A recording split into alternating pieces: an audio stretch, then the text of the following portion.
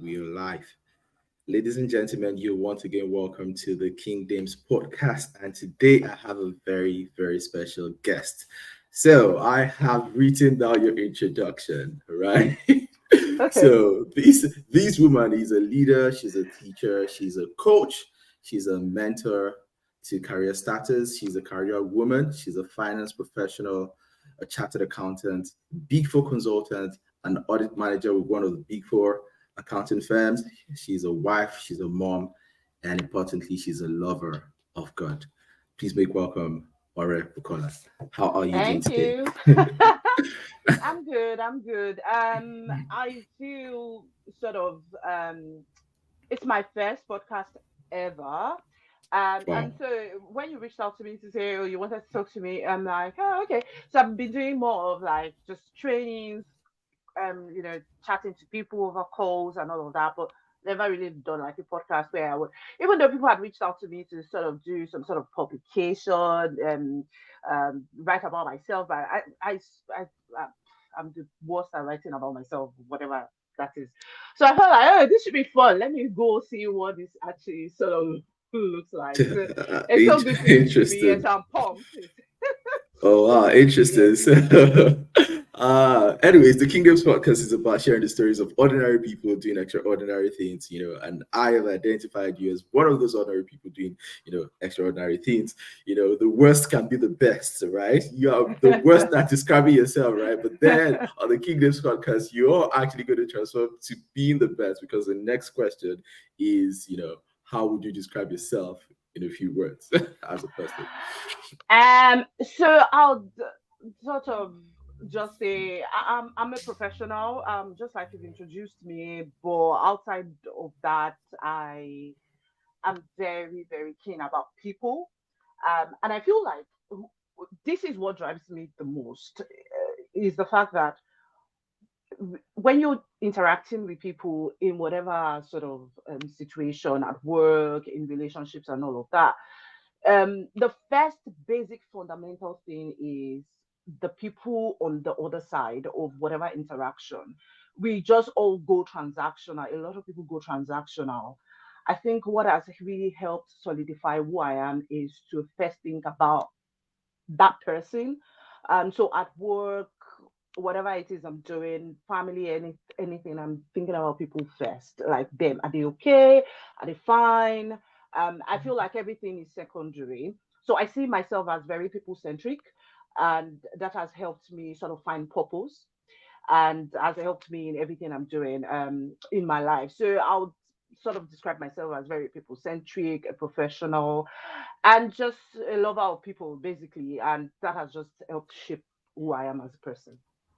Oh wow, interesting. So, in order to understand a human being, I strongly believe that their childhood is usually an important part of their life to backtrack, right?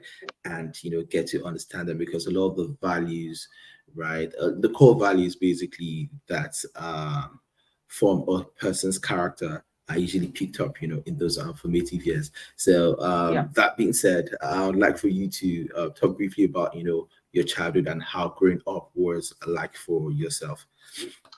Yeah, I was born in Ilaro, Ogun State, but my dad moved to Lagos when I was really little, like a year old kind of deal.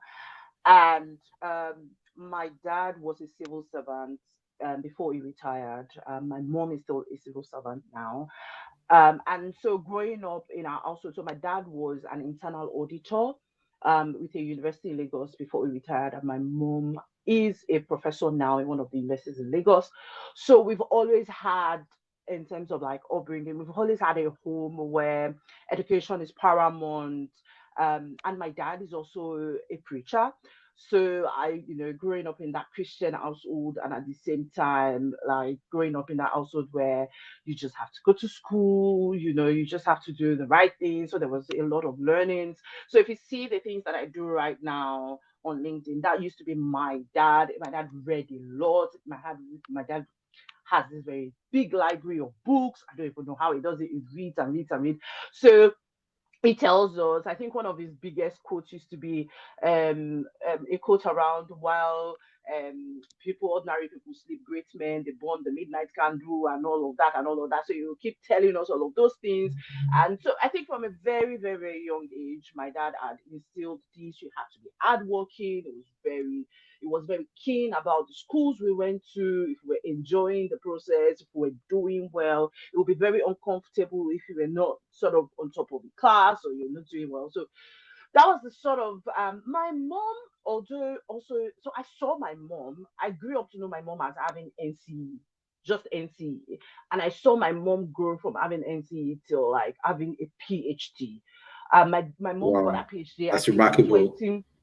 Yeah, I think she got a PhD in 2011 when I finished university. That was when she got a PhD. So, and I think the central person to all of our stories is my dad. And because he is a motivator, he pushes everybody to be at their best. He said he wanted all the students to be chartered accountants, and 3 out of 4 are chartered accountants. Wow. Even though my other brother he did computer science in school, he still said he should go and do it. So my dad pushes everybody, pushed my mom until she got a PhD. So I saw him at the center of it, and he would do just about anything. He would sponsor you, he would give you if you needed time, whatever it is, he would give that to you. So I grew up in that sort of household where okay, let me chat to you also about when I was in the university. So at the Okay. time I was getting into university was when my dad was retiring from full-time service. And then it was the case that obviously he was retired and he wanted me to attend a very good school. So he wanted me to attend Babcock University. Quite expensive compared to what a civil servant would earn, you know. But it was like, Private no, he wants, schools. yes, I know. Like, he just wanted us to go to like the best schools and all of that, and he would do just about anything for us to be able to sort of attend those kind of schools. So I got him something that really, really helped me throughout my stay in university is my dad would call me every day around 6 a.m. every single day. Hmm. And that's when he's finished probably his own early morning routine or prayers or whatever. So he will call me. Now, my dad, there's sometimes my dad, as much as he's a push, he also holds us accountable. So Hmm. once he calls you at 6 a.m. and you sound like you're still sleeping, he doesn't like it. So once I see my dad's call, I get up and I get myself like, I don't want to sound like, oh, hello. I'm like, hello, daddy, how are you? I'm fine. I'm up. So Ginger. he was the ginger. So he would say, everybody would say, where are you now? Do you have any tests today? Do you have any sort of assignments? Have you done your assignments? I'm telling you, he invested so much time. He would call every morning and he would say, okay, so your CGPA, have you spoken to, do you have any courses that you're sort of struggling with? Do you want to go and meet the lecturer? Is there anything you need to do? Are there textbooks you need to buy? It was always in the story. And he would call me Wow. every morning and all of that. And not just me, for my siblings as well. We all went to the same school, so we'll do the same for all of us. And my dad pushed and pushed and pushed and pushed and pushed, and he will remind us that look, we are poor as it is. You can't even consider us as average. We are poor as it is. If you really want to break this course, if you really want to break through and all of that, the story starts with you. And I really want to put you on that pedestal where you're able to do that. So that push that I saw from him encouraged me to have my own routine. So I didn't wait for him to call me.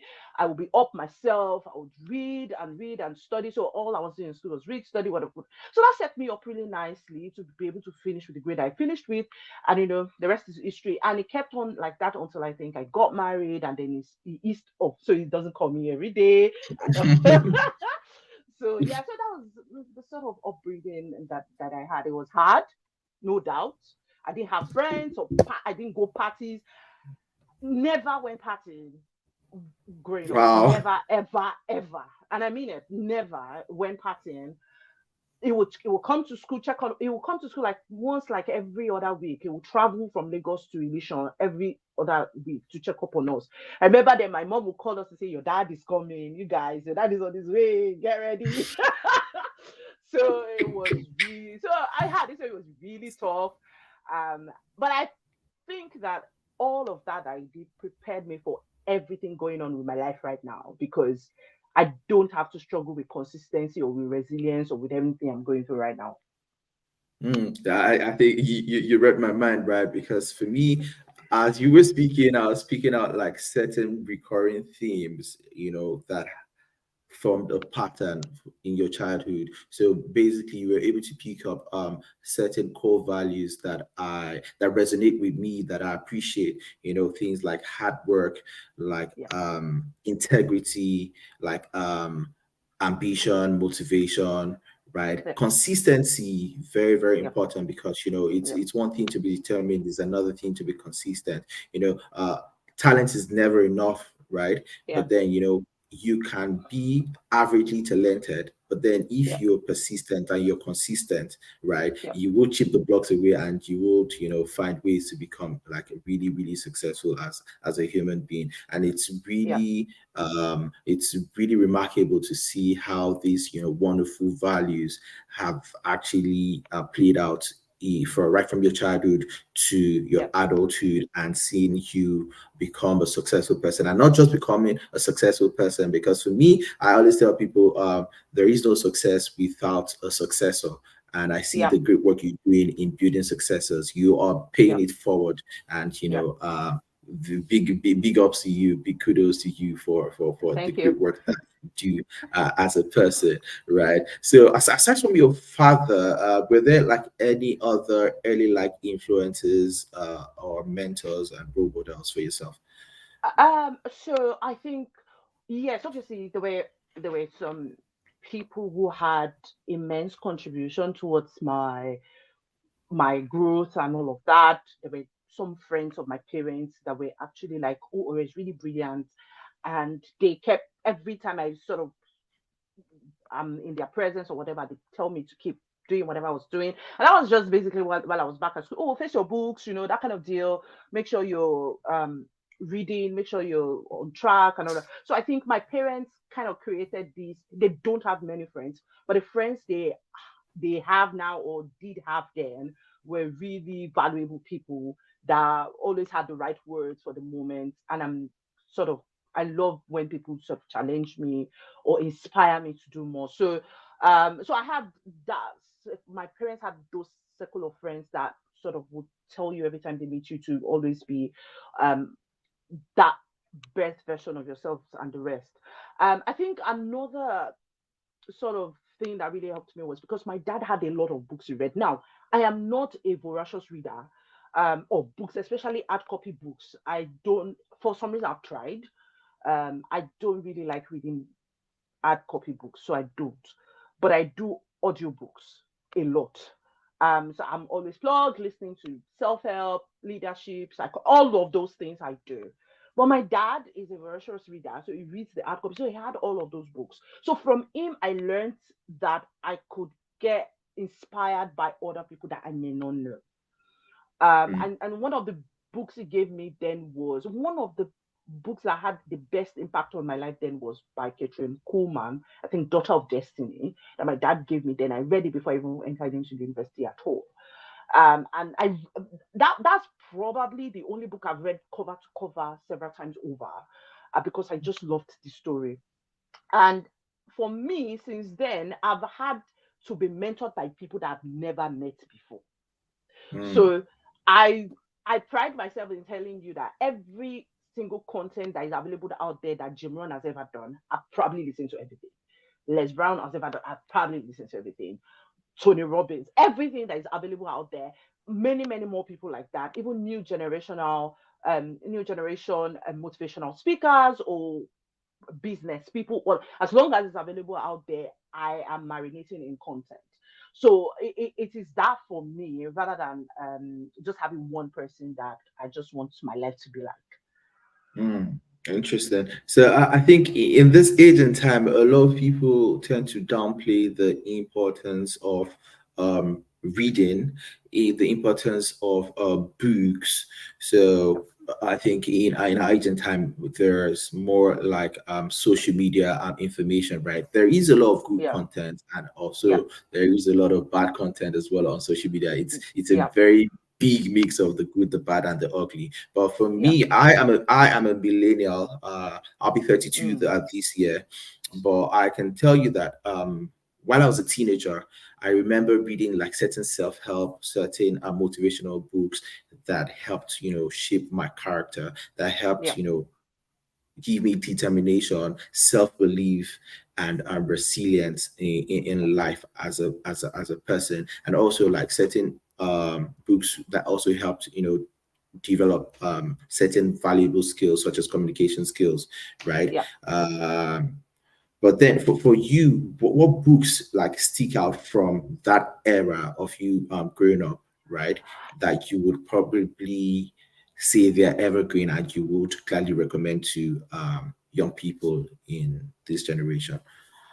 I think there are the regular books people talk about, which I've probably listened to over and over again, like How to Win Friends and How to Influence People and Win Over Friends.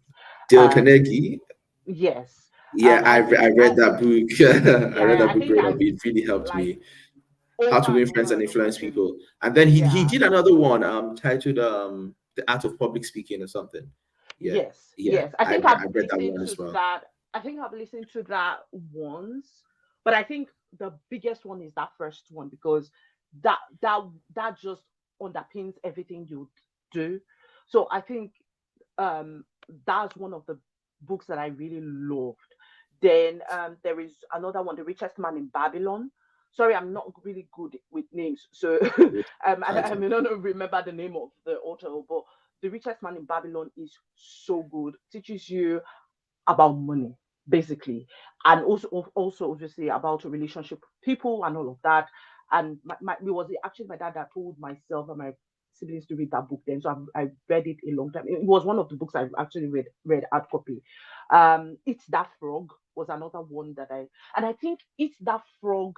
I read that book I think a couple of years back, probably slightly like 5 years ago, and that changed how I approach my task day in day out. Basically, just changed it for me. The Psychology of Money is another one. There is this one, I don't know, it may not be one of the books you just see out there as, oh, it's called Do Epic Shit.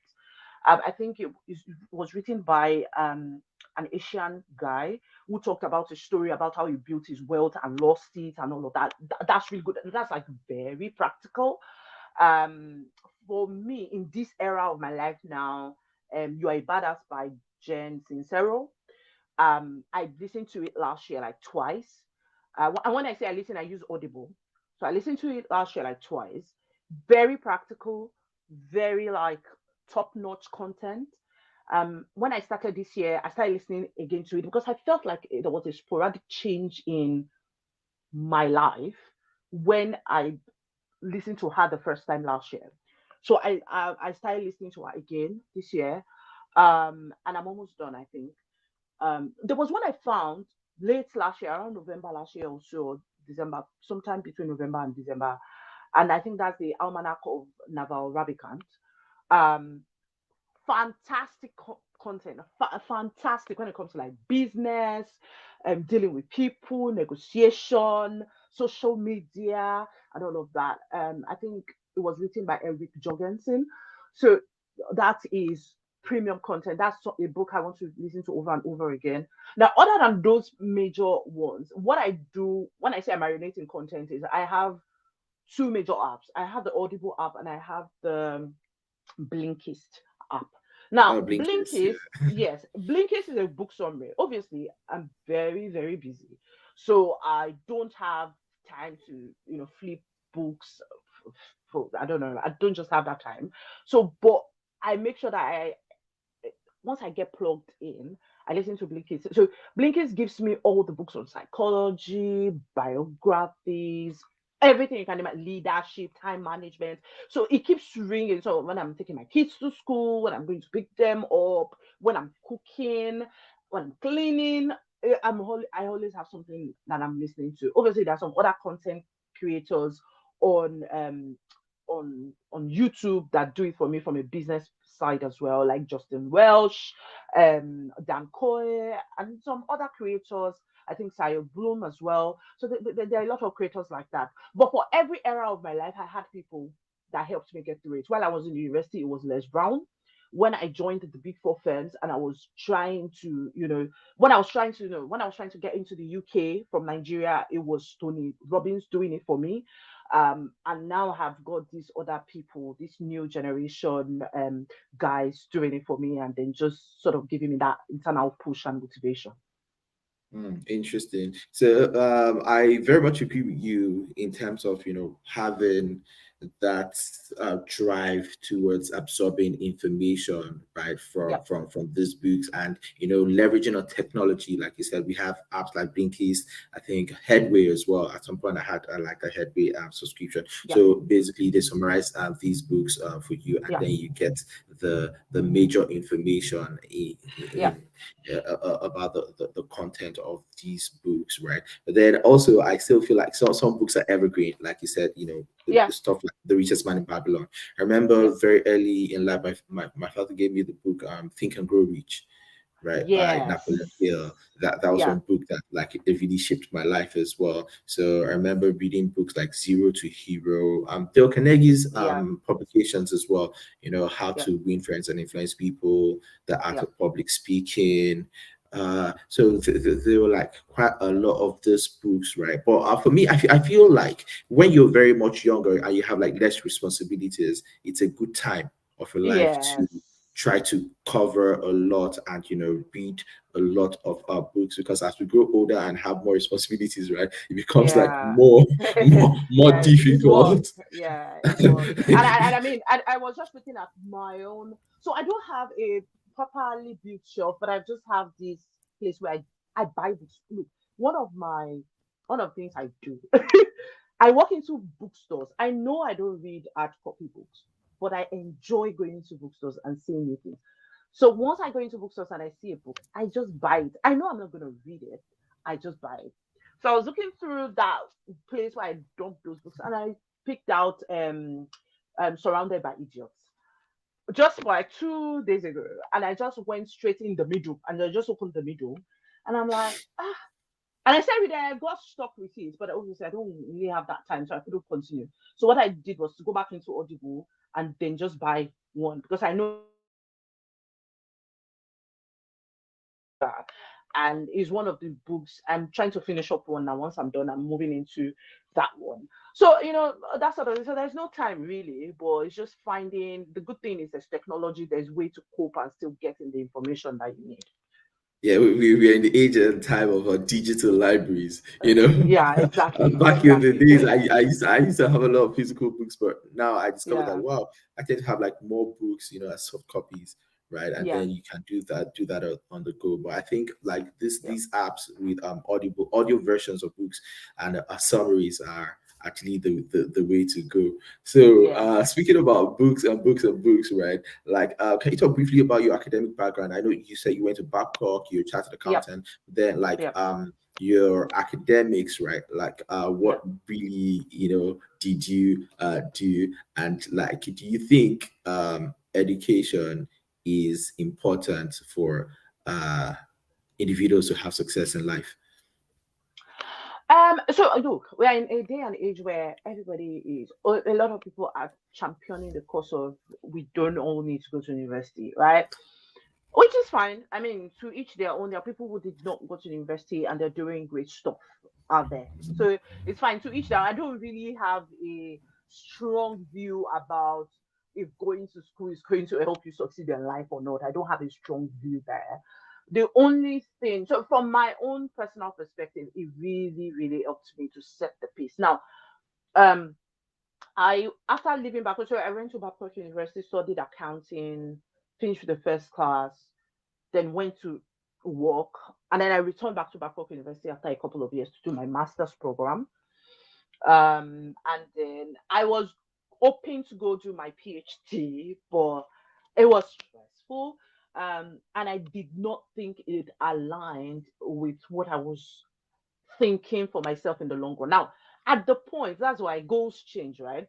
At that point, I'm like, I can just build a career in audit. I don't need a PhD to build a career in audit. Fine. Exactly. I don't even think I need masters to build a career in audit. So I'm Mhm. like, so why do I need to go through? Except maybe there will be something. Maybe I want to go into lecturing or into education, which I don't think so. So I would rather put that effort into something else. So I did okay. Obviously, I am a chartered accountant. I'm a chartered banker. I did the diploma in IFRS for ACCA, and then I did this in the CFA program. Um, the CFA program humbled me basically. I don't know. It's not as if I don't fail. I don't know. I failed pretty much a lot of exams. When I even did my icon exam, it was only my ATS three I pretty much did once and passed everything once. Maybe it was ATS one. Other than that, I failed very well. Then CFA program. Level one, I think I wrote it twice. Level two, I wrote it three times before I passed. Then level three, forget about level three. I've been writing for ages. So I'm not passive. I don't have the I don't have it, the it is I it is it is it is really wonderful to see successful people talk about their failures, right? Because for me for me I feel like we live in an age and time where people glorify success, people glorify the yeah, gains, but then they don't talk about the pains behind the gains, right? yeah, And the truth is, successful people are people who have failed yes, forward, who have failed repeatedly and do not take no for an answer and have yeah, found, ways to make things work for themselves, right? yeah, So, but people tend to frown at failure in society, but then successful people are people who have owned their failures. yeah, Until you yeah, own your failure, until you accept yourself as a person, right, you really can't be successful. But it's sad, how people tend to look at failure as something that is negative, but then it is not mm, negative. Because I tell people, if you try, you may fail, but if you don't try, yeah, you have failed. yeah, If you don't true, try, you have actually failed. So failures are yeah, part of a part of life, and it's something that we should own and be proud of, and let young people know that it is always good to try. yeah. But a lot of And people are I just mean, scared of trying. in most of the um, mentoring classes that are old or virtual events are old, and we get to the point where we're talking about, I'm very clear to them that look, so people will go into my profile on LinkedIn and say, "Oh, I'm so happy about your profile. I just like your profile." Look, behind You that like my profile is a profile? lot of. Do you know how many times I failed? I can exams. I'm so used to failure now. The last CFA result I got, I was in the middle of a meeting. The email came in. I looked at it. I You just like checked. as usual. I just looked at it. Oh, this is a very the CFA program is a something endeavor is a very whatever. I moved on Challenge into the my meeting. devil. I continue my meeting. It's a challenging. You know, Full these time. days it's a challenging Yeah. endeavor. I just moved on with my meetings. Look, a time is gonna come in my life. I'll probably have the charter, and if I don't, the truth is, a It time will come. doesn't change anything. I will have it, and if I don't, well, a lot of people that we started the program, they qualified. Some are not still qualified. It's fine. So I try to tell the younger people that I coach and I mentor to say it's fine to fail. Don't worry about it. It's just not like it's part of the journey. How will the story be sweet now? How will it be sweet if Mhm. you don't have Mhm.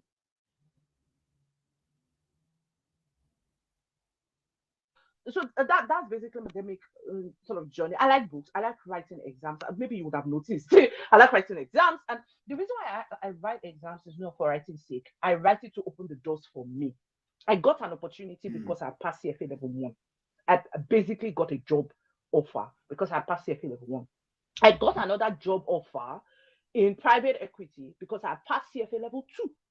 I got a job Just offer for a senior finance manager in a private equity firm because I passed CFA. And I mean, when I say because I passed, I'm not joking with you. I got into the interview and all the things that we're talking about was my CFA exam and my CFA program. That's the reason why I do some of these exams. And I don't do just any exams because sometimes I see mentees come to me and say, "Oh, I'm thinking of one exam to write," and they are talking about an exam that I don't even know what it is, and you see this in our accounting profession. I'm like, write, finance. go for the one that is hard. Like when people hear that Mhm. you're writing the exam, people will be like, hello, like do you get? Like go for good ones and suffer, sweat, do whatever you need to do. But once you have it, people put respect on your name and people sort of, that's how personally I feel. So for me, some of these exams are a pointer to the fact that if this girl could write this exam and pass it and get to this stage and do all of these things, it means she will be resilient enough to face whatever it is we throw at her on this new opportunity. That's what it is for me. On the job, nobody asks, do you have I can do? No, nobody cares about that. But it just opens the door for me to come through and for me to then show the value that I've brought. So when I get into my normal work environment, there's nothing like, oh, she's got let's CFA, she's writing CFA. There's nothing like that. I just go deliver value, do what I need to do. Hmm, interested. So, like, how did your academic background like help open the doors for you to get into the Big Four, right? And how has the journey been, in the Big Four, rising from associates to manager level? I for Yeah. one know that it is no easy feat, right? Nah, it's not. being, It's not. So I being think, an ex Big Four consultant myself, right? So I know yeah. it is no easy feat. Nah. So I think first getting into PwC Nigeria then. I'll say obviously there were people that did not have. I'd qualified as the year I finished school was the year I qualified as a chartered accountant, which is fine. Um, and I think everywhere I got to with my CV at the time I was looking for a job, so I was already a qualified accountant, whatever. I was in the banking exam and doing all of that. Wherever it is I got to with my CV, people will give me a moment to hear me out. I got interview opportunities a lot because of the quality of the CV that I had, right? So I did not, I was not really perturbed about getting opportunities. However, there was something that I noticed when I finished school. I could not pass the normal GRE GMAT assessment. I am very bad with maths. People say, how are you bad with maths and you are an accountant or you are an audit? I'm telling you, Interesting. I think we yes, share something in common. We share something in common. I was like really really terrible at mathematics, right? And then I tell people never underestimate the power of the mind, right? I failed yeah. mathematics at O level twice Hmm. before I could finally pass it, and even when I passed it, it was a C6. But then I was studying economics, right? And then they said I have to like do mathematics courses. I told myself I don't want to spend Yeah, an extra. I finished with a two yeah, one, yeah, with a strong yeah. 2-1. Then later became a chartered accountant. But then I discovered that there is a method to the madness, right? If you understand the Mm, principles of these yes, mathematical and statistical courses, right, you will get yeah, it. yeah, So for me, that was what happened. I applied myself, and later I started yeah. teaching, students in ICANN, ACCA, and a lot of my Hmm. students were prize winners. So for me, Yeah, like it was feeling that you can come back from failure. And even in yeah. ICANN, anyways, in ICANN, I never really failed onto the final level, and then he humbled me. Mm. Then when I got back, when I got back, the least score, I think it was when the final exams were like 5 papers, and I passed Yeah. only 2, and I failed 3. It's like I've never failed in my life, blah blah blah. You get, but failure is part of life. All your Yes, failures, right? And when I got back, yes, I think yes. I scored 88, 70 something. So I think my least Mm, score was like 71 or something, right? So the best revenge of failure is, is big success. So yeah, for me, really, I don't. There's no shame in failing. So interesting. yeah, Like, how yeah. were you able to So, turn that around for so, yourself? so, so, yeah. So I noticed that I could not pass GRE, GMAT. So I think I did KPMG assessment. I didn't pass. Deloitte, I didn't pass. EY, I didn't pass. And then I got opportunity to write PwC assessment. I'm like, we die here. So I went back. Push yourself. Honestly, I read like I had a proper ICANN exam. Like I went to buy. I remember that my dad. It was my dad that went to buy the GMAT book from me from Mushin or somewhere like that. He had to travel because we live far away, but we live in the outskirts. So he had to go and buy those. I would sit down and read throughout the night. I'll read throughout the GRE. I'll practice, practice, practice, practice, practice. So by the time it was time for me to write the PwC test, I wrote it good enough. I passed. And then when I got to the personality, I remember then that you had to do a personality test. So I think I was scheduled for like a week away or something like that. The whole of that week was like I was preparing for an icon exam. I would do a lot of personality tests online because there were free versions to do. So I'll do all of that. I passed, and then it got to the interview stage. I I I exhausted everything I could lay my hands on, how to prep for interviews and all of that, telling your story and all of that. So it was it was not my certifications that got me into the Big Four. It was obviously probably at some point they would have considered, they would have said, okay, let's choose between. I don't know, but I think that it was all of the hard work, other than my certifications, I had to put in that qualified me to get me. Because obviously there were people who studied towards some languages in school that got in as my set into the Big Four, right? So it was not my qualification. Sorry So to that interrupt you. yeah. Sorry to interrupt you, right? So, speaking of PwC, right? I myself as well worked with PwC in Nigeria, but I wasn't in the same office with you. I was in the Abuja office, right? Ah, nice. Yeah. But one thing I appreciate about PwC, you were talking about the personality test, right? Yep. I appreciate something about that firm, like in the fact that they wanted to have authentic people, Yes. right? So that personality test was a way of, reading people with Yep. that had technical competence but did not Mm-hmm. have the appropriate personality, because you want Yes. people who are real, you want Yes. people who have ethics, like, Yep. hard work, integrity, Yep. determination as well, Yep. and teamwork, values, not Yep. necessarily you knowing, right? They wanted to see that you had the capability to learn and to Yep. work with teams, to collaborate. And that's something I appreciate a lot about the firm. And it also like gave me the opportunity to, work with the Big Four and, Yep. project myself to the world, gave me a platform to be able to do like greater things in life. Yep. So a lot of people do not have that opportunity to do like great stuff in life, even though they have great Mm. personalities, but Yep. because they don't have they are lacking in terms of certain like technical competence, because like Yep. talent is never enough, but then your Yes. attitude is what Yes. like really like takes you far, right? Yes. So your attitude, they say, determines your altitude. So for me, I, Yeah. I love the fact that they were able to create a program that had a balance of weighing a person's, technical Yeah. capability and of course their attitude, right? Yeah. And bring them and train them as well to like do great stuff in life. So sorry for Yeah. that interruption, but Absolutely. then, No, it's that's something fine. that I really and appreciate. and it's good to call out because at the end of the day, when you get into the firm, you would have to work with people, and you need to be your authentic self for you to be Mhm. able to thrive because it's a very dynamic workplace, right? So yeah, that's really a good point. So I guess all of that prep to get into the firm. So when I got into the firm, it was not easy. I've not really sort of kept that to myself. In some of my posts on LinkedIn, I've said it that I struggled as a first year associate, and that's because I did not understand. Look, if you notice everything I've said, it has been about hard work, being resolute, and all of that. But Big Four kind of there's a different style to the whole thing. Like when you get there, then you know that there's work here. Like Quality and high level of expectations. the pressure, the pressure, and every Pressure that firm makes that I've diamonds. every firm that I've joined, like I've worked in the Nigerian firm and the UK firm, I've worked in highly pressured business units. So when I was in Nigeria, I worked in the financial services unit. It has dark clouds for being the most pressured unit in the firm. There's no doubt about that.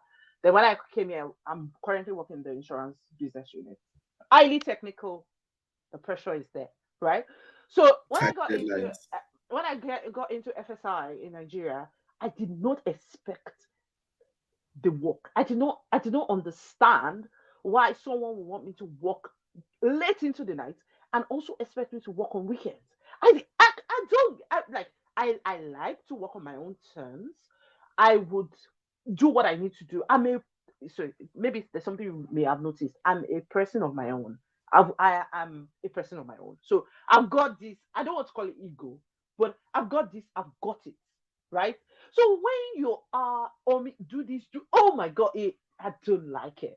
So It's for annoying. it felt like there was a lot of demand on my time, on my person. I felt sick. Now look, it's not the firm, it's me. I was not prepped for what's to come. Now I then began myself to begin to say, okay, this is where I am now. I can't resign. I can't. what do I need to start doing now to put me in a situation where I'm able to cope? So the good thing is everything aligned. I finished my first busy season. I had a fantastic career coach, and I was very lucky to have that career coach. His name is Abiodun Akinusi. He's a partner at EY now. He gave me all the support in this life that I needed to thrive. After my first year, that was it. I loved it. I had the best opportunities. I was able to lead my own small job as a second year associate. So I started enjoying audit after that. So I had people who supported me, people I could go to help. I had very nice friends who were technically good, who I could say, oh, do you know this? Have you seen this before? You know that. So I grew to start enjoying it. And I think being observant, knowing that I could be supported, knowing that people could actually support me, helped me for when I also joined the UK firm. So obviously there was another dynamic to it, a lot to unpack, a lot to learn, and all of that. But I think knowing that preparation, you prepare every day for the next level of success you want. So, for instance, I want to have a chat to my boss. I don't just walk into, no matter who this boss is, whether it's a step higher than me or two steps or three steps or whatever, I don't walk into a meeting with my boss unprepared, no matter who you are. I don't even walk into meetings with my associates unprepared. And I mean it in the literal sense. If I think these are the things I want them to put on their plate, I would think ahead and prep ahead so that when I'm there, I'm making good use of their time to set the tone and direction for them. Same for my Mhm. peers. I prepare for, it sounds insane, but I prepare for every single meeting. I prepare for every meeting with, sometimes a meeting is just 30 minutes. I'm preparing a whole day for it. Mm, Before I go, before, It speaks to the values of the firm, right? You know, yeah, they appraise you on certain values like the whole leadership, right? yes. So the whole leadership, your global acumen, your technical competence, your beauty relationships, right? Those things have to be on point, and then you always need to like. For me, like I started evaluating my own self on a personal basis based Mm-hmm. on that particular those criteria actually, and of course I saw that it has this way of pushing you to like become a better person Mm-hmm. as an individual. But for you, like how would you say like these things have actually shaped your life as a person, right? Like the lessons you've learned from the big four, right? Yeah, PwC I in think I particular, think right? I think the big four for me is everything for me in terms of how my life has turned out. I've learned so much. Let me tell you one of the beautiful things of the big four. You are exposed to extraordinary people, brilliant people. You are exposed to processes and systems that are, except you don't want to learn, right? You are just Mhm. in the center of a lot of things. Like it's so much, it's so overwhelming. The trainings, the people giving you guidance, and the fact that it is someone's task to make sure that you get good coaching and guidance and training, and the fact that a lot is demanded of you. So your value, like now, I know my value. You're not just going to come and call me and take my time away for nothing, like for because I know my time is. I'm being serious right now. Let me tell you, for instance, Your charge out rate is high. yeah, And yes. what charge code am I going to assign that to? And I mean this. Look, when I became a manager, right? I started doing. In fact, before I became a manager, now one of the things Big Fours will help you do is if you say you want to become a manager, they say, "Oh yeah, show us that you can be a manager," right? Is one of the things you have to start demonstrating at your level and slightly at the next level you want to get into, right? So one of the things I had to do is how to manage my project and how to manage the financial aspect of my project. I can't be making a loss and I'm doing a project, right? So one of the things I saw there was my time is very valuable. I know what my per hour is. So let me tell you what I did. I also applied it outside of PwC in my own personal life. Every time, if do I need to go to this shop to do this grocery shopping or can I just order online? Will this hour that it will take me to go and do this grocery shopping, is it worth this so much pound? Honestly. If it's not worth it, I'm just going to do online shopping. 15 minutes, I'm done. Come and deliver it to my house instead. And I'll probably pay what £5 delivery fee. That's fine. Rather than so it gave me this. essence of my time is valuable. And that's why up to now, look, I'm not saying I don't watch Netflix or binge watch or whatever, but look, for me to sit down and watch Netflix, it has to be that someone has said already, you have to watch this thing. It's God on, bless you you. have to God do bless. it. You, I The same cannot do thing. it. The same I, thing with me. I will And be like, people keep attacking me like, oh, you don't like watching movies. You don't like. I'm like, see, you don't get it. My time is very valuable. I only want the cream de la cream, the cream of the crop, right? It has to come highly recommended. If it's not highly recommended, I can't be watching this thing. So I somebody put know. me onto a movie, and then I watched it for just 10 minutes, and I just went out like, no, Nah. I can't do this. I want to sleep. And the person was asking me like, why did you do that? I'm like, see, the first 10 minutes told me that this is going to waste my life, you know. Because the unit of measurement of life is time. And if you're wasting my Yeah, time, you're wasting my life. So I'd rather sleep and be healthy than watch a yeah, movie that's, is wasting my. I'm not learning yeah. anything. I'm not being entertained as well. Nah. And I mean, that's not to say that I don't watch movies or anything. I even like Nollywood, honestly. Sometimes, as I'm doing something that is very, very monotonous or whatever, it can be playing in the background. I just want something to play in the background or something like that. But for me to just, all I'm doing is lying down or sitting, and all I'm doing is I will be called. Hey, what can I can be writing this. I can, like, in my head will be spinning. Like, I'm not just gonna shut it out. So I don't really sort of do that. So I think the Big Four has helped me learn that my time is valuable and I need to be Mm. channeling it the right way, including meetings. Sometimes I get into the meeting, I'm like, or before the meeting, I'm like, do we absolutely need this meeting? This meeting should it not be 15 minutes? Why is it 30 minutes? Do we need an hour? Really? That kind of Time stuff. back. So yeah. So Very, so very that sort of important. stuff. Yeah. So those are just one of the, obviously, I'm all of the stuff I'm doing on LinkedIn as well, because it takes a lot of time to sort of pull all of that together. I think the resilience that I've learned, having to go through multiple busy seasons, just Mhm. basically says I can do anything. If I can go through that, I can go through anything. Consistency, and then I see the time management in the way your posts are scheduled. I see that you schedule them ahead of time. Like, oh, I Yeah, see you, yeah. I see you.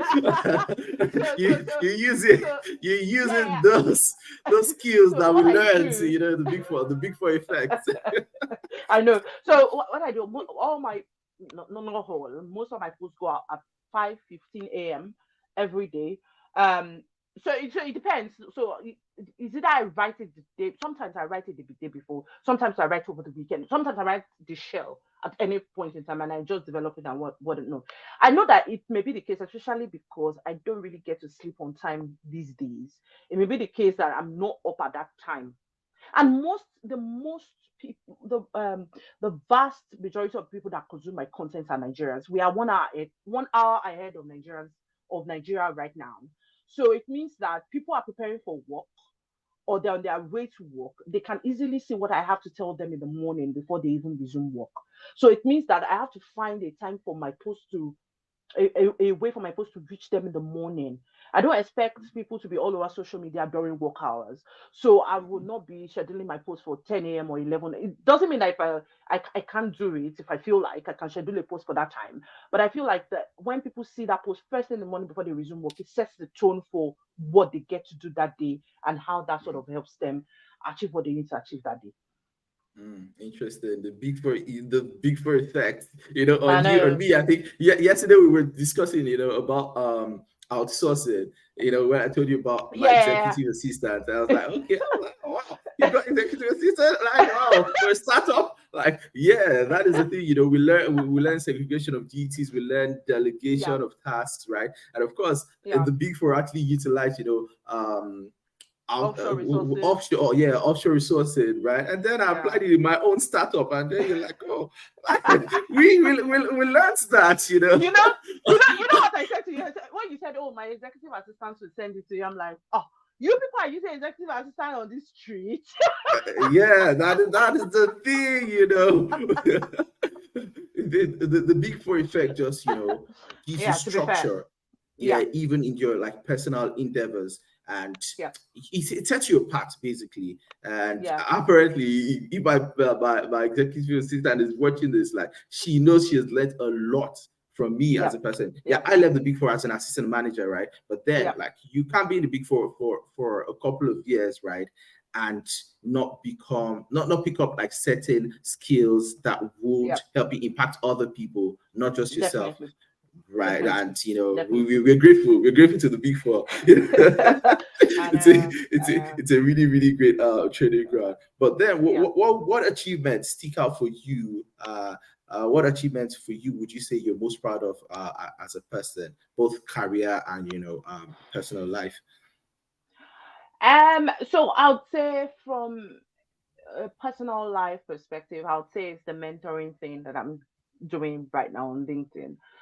And I think how it makes me feel, if I can describe it, is every win is my win, right? You know, when um someone reaches out to me, a mentor reaches out, oh, I'm so confused, I don't know what to do, I don't enjoy the work I'm doing, blah blah blah. And then I'm chatting to them. We are probably chatting every week for the next 3 4 months, and I'm encouraging and showing them things they need to think about. And I'm like, how many jobs did you apply for this week? How did this turn out? Have you got callbacks or whatever? How are you doing? Do you want to consider this when you go for your next interview? And this and that and that and that and that. And then there is that investment of time and effort. Sometimes I even go to do a bit of research. Sometimes I say, take this away, go and research and come and tell me, you know. So there is that. So seeing all of those things come back with, I got the job. Just yesterday, I got 2 messages in less than an hour saying, oh, I got the job. And these are not just, let me tell you, it's not about just getting a job. These are not just random jobs. These are big four jobs. These are jobs in Elite banks level, in the UK here. These elite level. are these are not no, honestly, these are not just jobs of like these are proper. So for you, before I mean before I started mentoring, what used to be it is when I sign, when I go through businesses and we sign those accounts, I feel this dopamine, I feel this, yes, we sign our accounts, we're good, go for drinks, that was it. And that was the sort of the only thing. And obviously I enjoy working with my team and all of that. But on top of that, now having all of these people coming back to say, and let me tell you, it's not just about the jobs. It's also about, oh, yeah, I've lost hope already. Like, I've given up already. But that post, and then they will send me that post in my DM to say, you see, this post that you made has changed everything for me. You know, those sort of things, seeing those messages just lights me up. And let me tell you something. It has made me to become a better person even at work. Because every day I resume at work, I'm happy. I'm sharing because I've just received a message in my DM saying, "Oh, I got this job," Mm. or "This is what is happening with me," or even up to negotiation of salary. Like, you told me to go and ask for it, I did, and this is it. I've gotten a 50% increase. I've gotten a 30% increase. I'm like, well, how is this even happening? Like, so Wow. that brightens my day every day. And just some people saying, "Oh, yeah, I'm just so proud of the work you're doing." So having all of that, that is not to say they're not bad. So, like, I have mentees that I've been mentoring for the past a year or so or less, that they've not still gotten a way out, Mm. right? There's always the good, the bad, and the ugly, but then the good keeps pushing you. Yes, and I still sort of try to hold on to them and say, so don't worry, we'll do this, we'll do it, it will happen, right? I mean, especially, and it's hard, like having mentees who sort of maybe the grades they finish from school is not so great, and then the jobs are not coming through, and it can be slightly messy, right? And then you're holding, and then one day something will just happen, and then it will be it's worked. But then there are still some that it's still just generally hard and all of that. So yeah, so those are I mean, from a personal perspective, that's what I'm most proud of. From a work perspective, I think my promotion to becoming a manager was hard for me as a person. I needed to grow into it, and I needed to be solid, such that by the time I become a manager, I am delivering on all fronts. And so it required me to be a version of myself I did not think that I could become. Such that by the time I get that position or I get into that leadership position, I would be okay and I would be able to deliver. So it required me to Mm, come out of my shell. It mm, required me to read. And this is read technical stuff, read. It required me that every meeting I attend, when they say something I don't know about, I will be courageous enough to go to my boss and say, what does this mean? It required me to take on opportunities that looked messy, complex, whatever, but they were career enhancing because that was what the stakeholders were interested in. So it required me to ask for those sort of opportunities.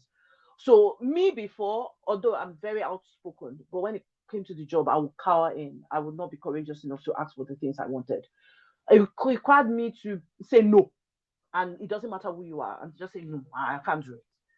So all of that new versions of myself needed to be unlocked for me to get into that position, and that happened for me. So is up till now. Obviously, by the time I keep moving up in the ranks, there will be newer versions of success, I believe. versions of So yourself. yeah, Mm. So at what point did you think that you accepted yourself as a human being? Like at some point we really don't know how much we can achieve until we push ourselves, right? yep, You spoke about at the time you become a manager, like there was like some level, a new level unlocked, like a game, right? And yep, I can speak to that as well. Being a professional and like following a similar pathway as yourself, right? There are like certain engagements that when you pull through, it gives you yep, like a newer level of self-belief that okay, I can, yep, I, yep, yep, I can achieve this. But then I think at some level in your life, right, there's usually probably like a season as an yep, auditor, like when you actually scale through certain tough challenges or certain tough yep, challenging period, like it just yep, gives you that air of self-belief that there yep. is nothing I cannot scale Exactly. through. If I can do this, I can do that. There's So I nothing I think, cannot scale through. But at what point did that realization yeah, come for you? I think it came through for me as an assistant manager or SA2, where I was one of my senior managers who I worked with previously on another job just tapped me on the back and said, "See, there is this new job that is coming up. I think you'll be a very good fit for it. You will have this visibility with the partner and all of that. Do you think you may want it?"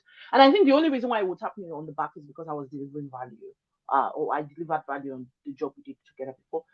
In my mind, I'm like, okay, now that's fine. Now I did not understand the impact. So, and I had another job I was doing, which was my main job, plus this new one that he wanted me to do. So I'm like, okay. So by the time I started, that's where when Yoruba people say "aye pe meji." I knew that the word is divided to two. It's too way. So it was really tough. And to be honest, it got to a point where I almost gave up. For the first time, I said, no, I'm just going to go back and see. And honestly, that time, I was vying to become a manager. So I saw it as a good opportunity to say, oh, if I can do this too and I can do it well, why not? It's just like a free, easy card. Like she can do it, whatever. So I almost wanted to give up. So I remember that day I went for a walk, a long, that walk took me almost 2 hours, a very long walk. And I was thinking about everything. And I said to myself, if you drop one of these and say, you can't do it, then how do you then say that you are going to be agile enough to take on a managerial position, right? Go and see what you can do. See how you can delegate more. See how you can eliminate some things. See the people that can help you.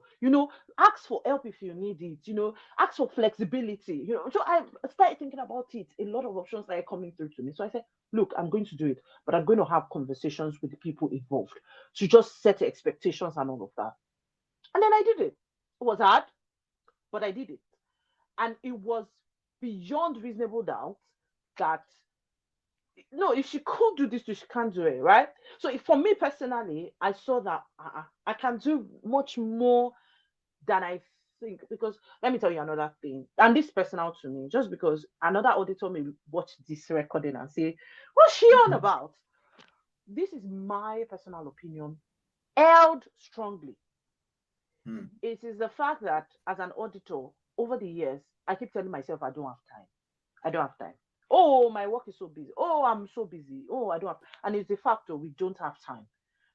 There's a Really, lot to get truly. done.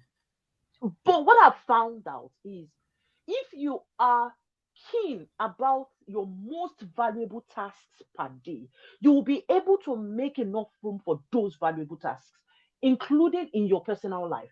So, but what we do is we make everything urgent, we make everything important. We want to do everything now, Mhm. now, now, now. Give me now, give me now, give me now.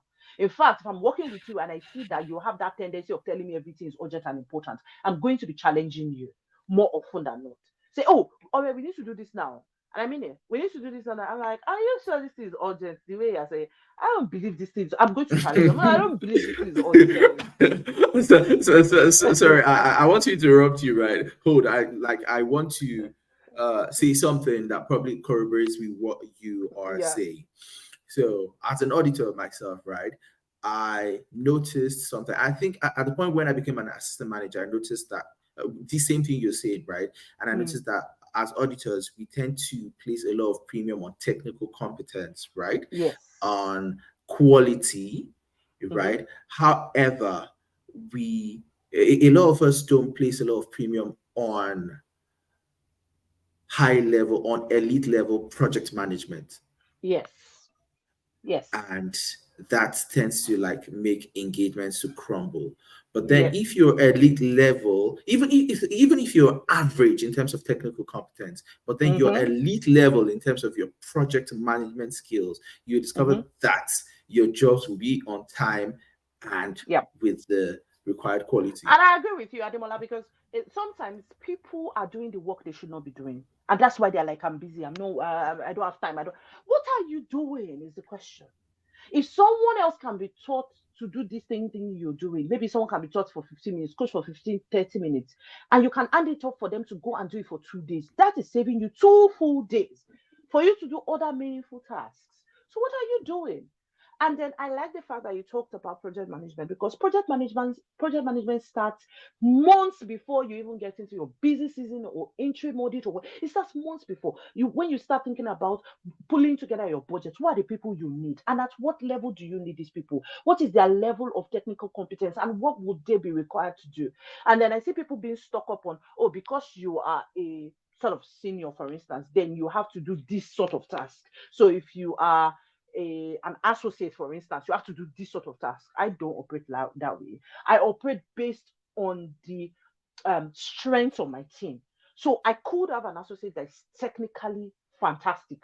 They just know how to piece things together, right? And I could have a senior who is, from project management sense, they are fantastic. So I work on that. I focus on anything that has to do with admin, project management. That's their strength. I push all of that to them. It doesn't mean they don't get to do technical stuff. They still do, but more on what they fancy and what they enjoy.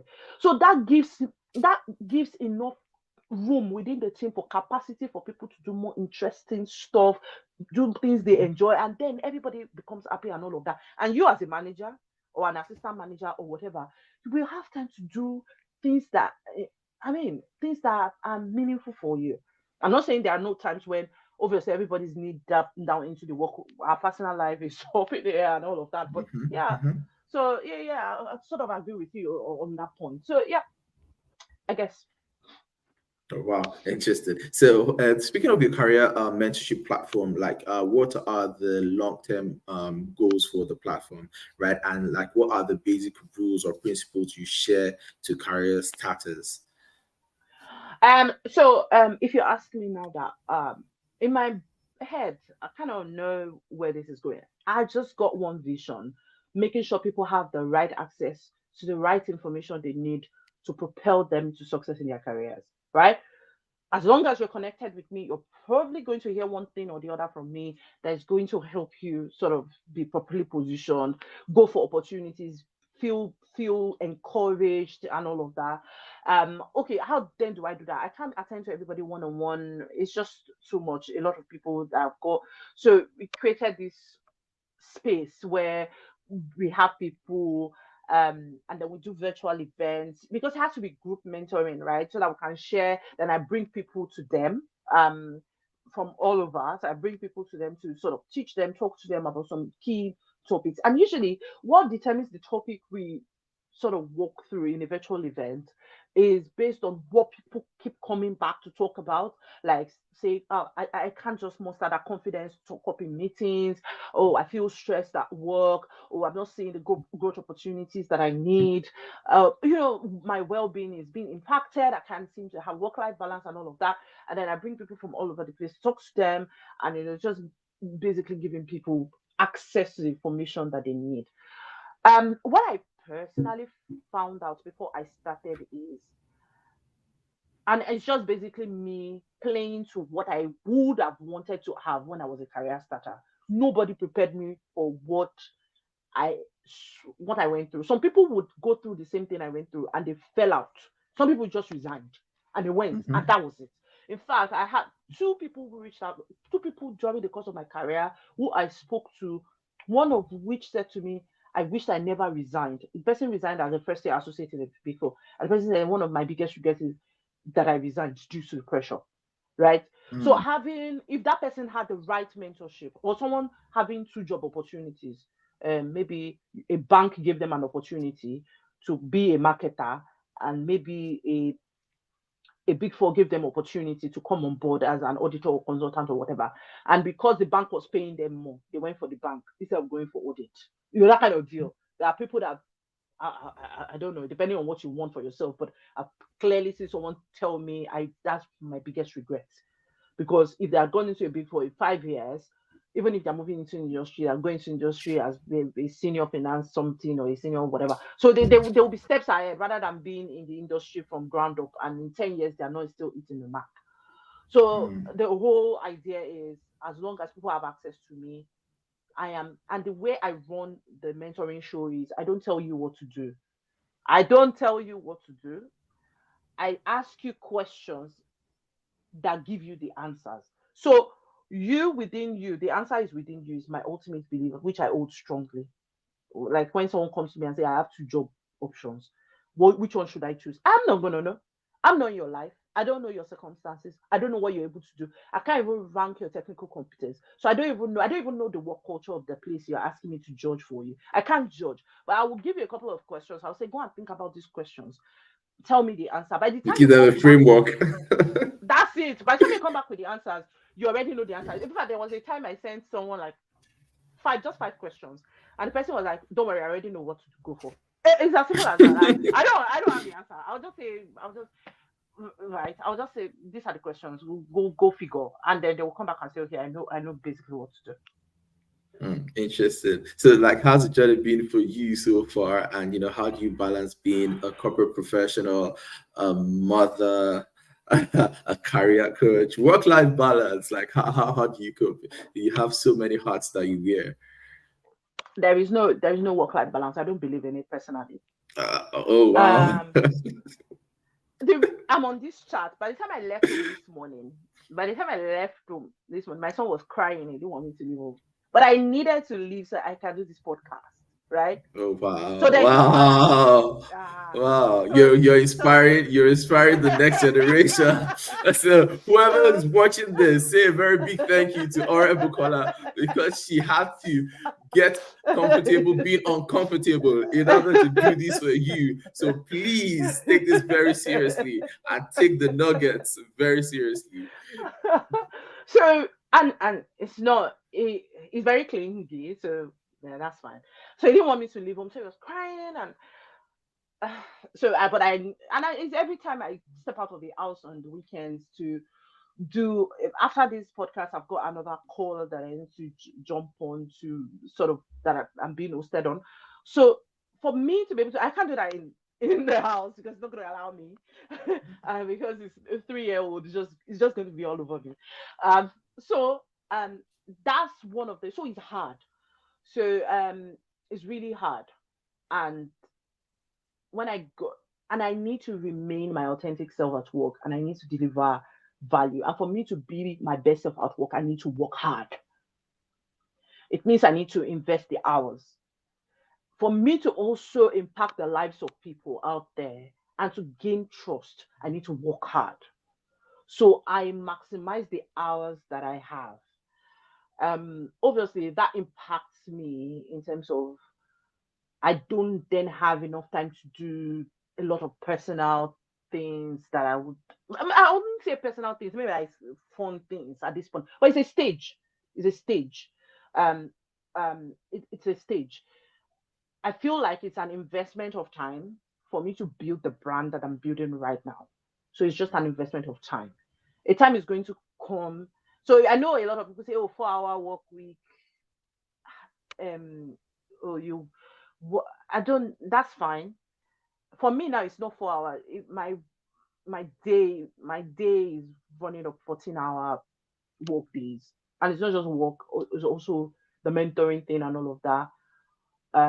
So is there is no balance for me personally right now, and You're I investing the find hours. I'm investing it, and it's the first time I'm really finding purpose in my life. So Mm. I feel like because it's the first time I feel like I found it, I'm going to invest in it. Not everybody is blessed enough to find something they enjoy like I do enjoy this. So it's a blessing. I'm not complaining, and it's fine. So, and there are also times when it's just like tomorrow. I don't have anything scheduled tomorrow. So it's just me in my home with my kids the whole of tomorrow. We're basically going to piss ourselves off with a lot of yelling, stand up, don't sit there. There was going to be all of that. It's fine. It's part of family time. But on days when I need to get up and sort of go do stuff, I'm going to do it. Same with my professional life. This is my busy season right now. Um, During the busy season is work. Is a lot of work and probably less family time. It's fine because after the busy season, I'm still gonna get upwards of 9 months when I will have normal life, work life, and I will have normal family time and whatever else I need to do. So in the first 3 months, I'm not gonna whine and complain. This is a job that people are in my DM basically crying to me to say, I just want to get through the door. And that's the job I have. So I'm not going to say, oh, my family. Yes, my family is important, but this is the time for us. This is the most important time at work. And I'm Mm. very, very blessed to also have a very supportive partner who says, no, just go. Like today is with the kids, I'm here. It's fine. So no, that's fine. I'll just go. So having that support, and obviously I have to travel for work as well, multiple days a week during the busy time, and it's fine.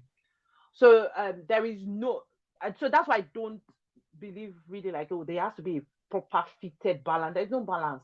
A time is also going to come when work may take it. So, for instance, during the course of the year, there was a time when I was struggling with my childcare responsibilities. My son's school just shut down, and I needed to find another school for my son, and that wasn't coming Oh. through because I needed a special kind of school for my son. I was I had to take good time off work, and I had a deadline coming up. But my people at work was like, "No, alright, go sort yourself out." And I was with my family the full time, and I needed flexibility for the whole almost the whole of Q4. I didn't have to travel as much, and there were meetings I missed because I had to do school runs. And do you get where I'm coming from? So Hmm. sometimes work will take a hit, sometimes family will take a hit, but I don't personally believe there's a balance. But then that is still the balance, anyways. Okay. Having both ends taking hits, right? But then still achieving success, Yeah, on both ends. So yeah, really, you are a mentor, right? But then who is the mentor of the mentor? So, yeah. and what That's a big contributions have they made to your life? that's a big one, and this will come to you as a surprise that I don't have a mentor that I will say, "Oh, you are my mentor. I'm going to live your life," or "You're going to tell me what to do at every phase of my I don't have me, Mm. unfortunately. But It then sounds strange, right? there are categories, like for a person like me, right? I have like friends in different boxes. So Yes, I have friends that, okay, when it comes to career, okay, these guys are go to people. When it comes to having fun, these other guys are go to people. When it comes to exactly, health, these guys are go to people. When it comes exactly. to yeah, some other thing, right? They're Yeah, like go to people for like different things. yeah. Maybe you have So that's those. so yeah. So um, in my so what I do is in my career. The good thing is I work with PwC that will basically give you a career coach at work, someone to coach you to tell you what's next. I am very lucky to have a fantastic career coach, and I don't know. I'm just very lucky. I just have this fantastic career coach. She checks up on me, says, Oria, what's your plan for this year? What are you thinking about? What are you looking to? Have you thought about this? When there are opportunities, this person shares it with me, you know. So I feel personally comfortable to do whatever I need to do if I feel like this is my goal. And I also have immediate bosses I work with that help me technically and help me from a leadership perspective. So their life is like a frame for me to watch. Do you see why really going outside to go look for a mentor is? I know it's not everybody that has the kind of blessings that I do have. So I have these people that most of the things I know now, I have learned it even by observing them. Like my partner, my director, my senior managers, fantastic people, my career coach in the office. So from a career perspective, I feel strongly about the support that I'm getting and I don't need to look out. Now, that does not mean that I don't, so like I said, I am for content. Everything available in terms of like executive career coaching, content, and all of that, I'm in it. So I know when to go out, I know when to speak up, I know when to take opportunities. I'm all about, obviously, that's even what I preach, right? So I know when to go all out for that. Now, when it comes to motivation, sometimes you need that real human motivation. I've got some friends like that. I made a post recently about that. I've got a group of friends that they motivate me. So when I think about them or when I reach out to them or when we chat, they just help me, keep thinking about things. Even when I feel like "Ugh, I'm just gonna move on. I think about it, I'm like, I'm not moving on. I'm just going to until I get this thing done, I'm going to get it done. Right. So I have I those don't, sort of people. I don't know if you've seen this popular saying on social media. They say, "Ajay, you they motivate me." I see it. Those are your people. Those are my people. I There know. you go. Those are your people. So my next question is actually from my executive assistant to Hugh, Yeah. and then she says, "Which successful Black women do you admire in society?" I would say Kala Aris. Has always been, well, continue to be of Morgan Stanley. And that's from, obviously, I met with her once during the CFA Society's I think investment conference that held in Nigeria. I think it was in 2018, 2019, not really sure. So I met with her in person during that conference, and she's one person that I sort of follow her content, and obviously I don't know if I'll be able to get a one-on-one with her, but that's someone I sort of watch and look look up to say, oh, if especially in the US, has seen such a woman grow to that level is simply amazing. And I find all our nuggets very, very helpful. But when you come back home, people that I see at home are Ibuku and Woshika. I listen to her a lot. I love how she speaks. I love the courage. You know, she's someone that for a long, long time, even before I joined PwC, that I've always sort of watched from afar. Ngozi Okonjo-Iweala was from way back when she was the Minister of Finance. Then I'm like, I can be this woman. I can be this woman, and all of that. Most people that I look up to, I don't have access to them, but I every time they write something or they put something out, I tap into it, and I just want to. I'm not following. If you notice this, it's not as if I'm following their steps step by step. I just want to Or see you, what they're you doing admire right. them basically. Yes, what they're doing right now. This is more general. Every black lady around me, whether here in the UK or people reaching out to me or whatever, I see potential in them and I celebrate them. I just want to help as much as I can. I just want to, and I also want to be connected. So I've got a couple of black ladies on LinkedIn as well that have reached out to me, that I've reached out to, that have collaborated. They've helped me run virtual mentoring sessions and all of that and all of that. There is Edememe from KPMG. I really, really adore her. She was still in my DM yesterday. We were still talking about her new goal setting ebook that she's just released. So these are just basically people that are around me, sort of giving me some energy. And when they come to me for support or any sort of things, like in terms of like mentoring or anything, or they need referral or whatever, I'm always there to help. So that's what it looks like for me from that perspective. Okay, so there you go. Essay, that's your question answered on black excellence. She's a very, very strong proponent, of black excellence, of the black excellence movement. And Yeah, I admire that as well. Black excellence is important. It's important to have, people of black heritage yeah, succeed and inspire people in society. I yeah, always love to see that, and I hope that yourself and myself as well would inspire a lot of people, yeah, billions and millions of people in society to do great stuff. yeah, Ah, okay, so we are almost getting to the end, right, of this yeah. session. So basically, like, what are your hobbies, and personal interests, and also what skills or competences do you have and you're proud of, but people do not know about? Um, Skills and competencies that people. I know how to cook very well, very, very, Oh, very so you well, share another thing in common with me. Why? Why? very, why, very, very well. why why do we have too many things in common? Big Four, you're Nigeria, you love black um, excellence, you can I cook. don't. Maybe let me like to think. Maybe it will make me sleep well. Let me like to think I can cook better than you. Shots fired. Yeah, and I do. It's stressful, but I do enjoy cooking for my family. And let me just like I could spend upwards of 3 hours in the kitchen on a weekend to prep, do all of that, Wow. and I Have you absolutely cooked to a enjoy. party before?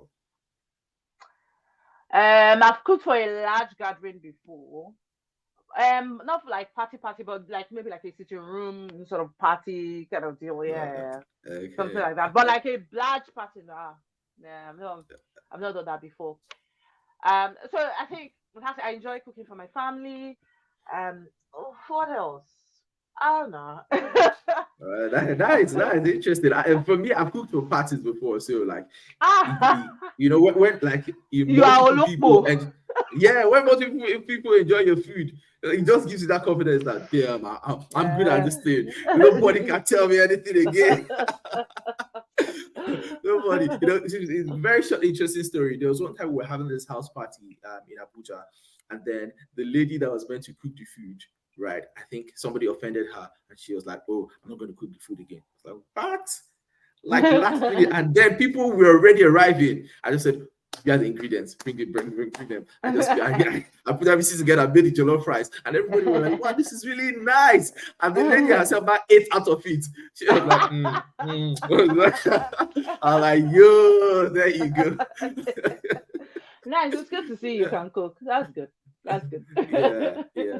So my my last question to you, right, is what advice that is from me to you, right? Yeah. So what advice do you have for young people in general?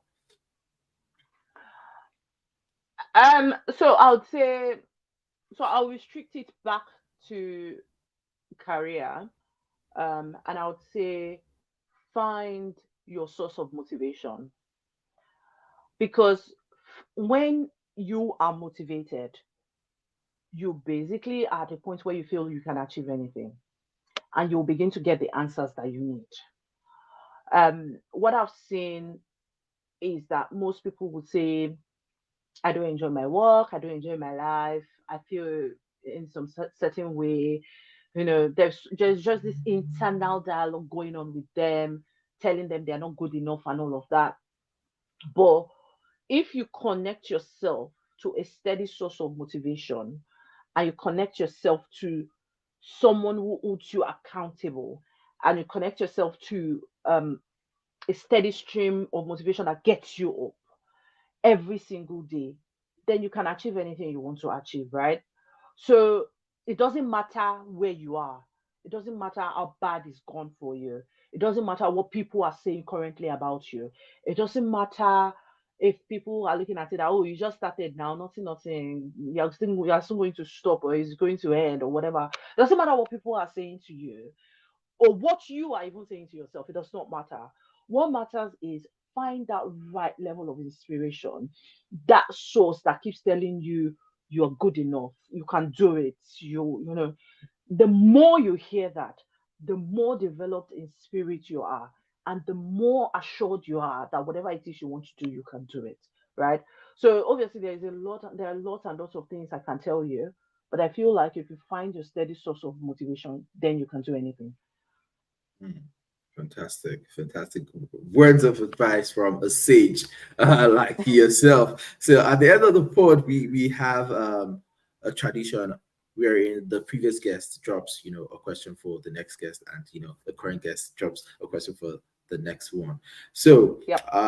the question to you was dropped by somebody I think you should know.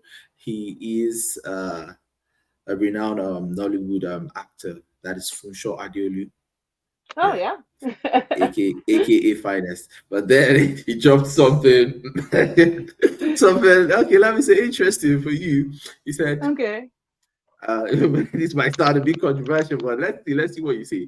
So he says, "What option would you pick if you were forced to select between sleeping with another person's partner for 50 million pounds or losing all of your assets and starting all over from the scratch? What There, there, would you pick?" there's not much in the asset, anyways. So I'll lose the assets. Oh, what is it? Your money or your life? I say, anyways, I don't get money. I can't trade my partner for anything in the world.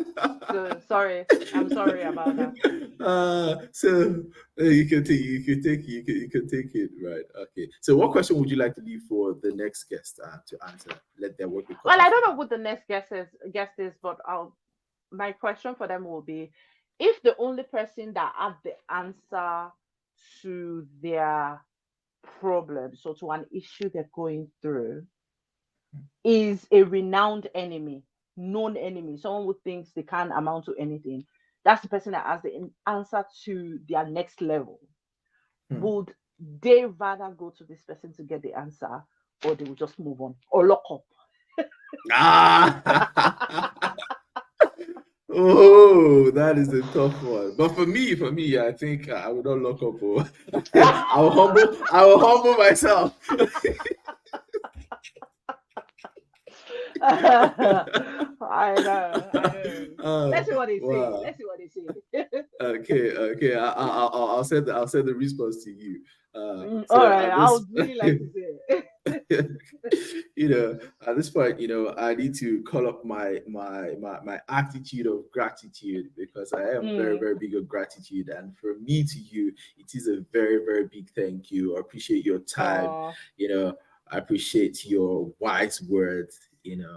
I, words are not enough to express my gratitude to you for coming on board okay. today. So happy New Year to you. I wish Thank you, you, thank you. great stuff for this year, and of course, God bless you. And you too. Thank you very much, Ademola. Keep Okay, doing this. okay. Makes a lot Uh, of sense. oh, Well done. wow. Well, thank you very much. Okay, so just before you go, right, I give people the opportunity to give a shout out to anybody of their choice or any persons of their choice before they leave. So, who are you going to shout out to? So I'm going to give my shout out to my husband. Um, Hmm. and the reason is because Is the most supportive person I personally know. And for all the good things that you're doing for me, I really appreciate it. Letting me be the woman finding my purpose and letting me just fly as much as I need to, and just supporting me to say, or what do you want to do? This thing you're forgetting it, do it. Make sure you do this. Make sure you do that. So just it's making sure that I sort of keep going in my career and in this mentoring thing I'm doing and everything else that I bring on board, and just basically supporting me all the way. So thank you, Boo. I love you. Wow, we go love you. I pray God gives me a partner like that as well. Let me Yeah, tap from your amen. blessing. Amen to And let me that. tap from your Amen to blessing. that. Okay. Thank you very much once more for being on No board the worries. Kingdoms podcast. Do have a great day ahead. God bless you. And you too. Thank you very much, Demola. All right. Okay. Bye.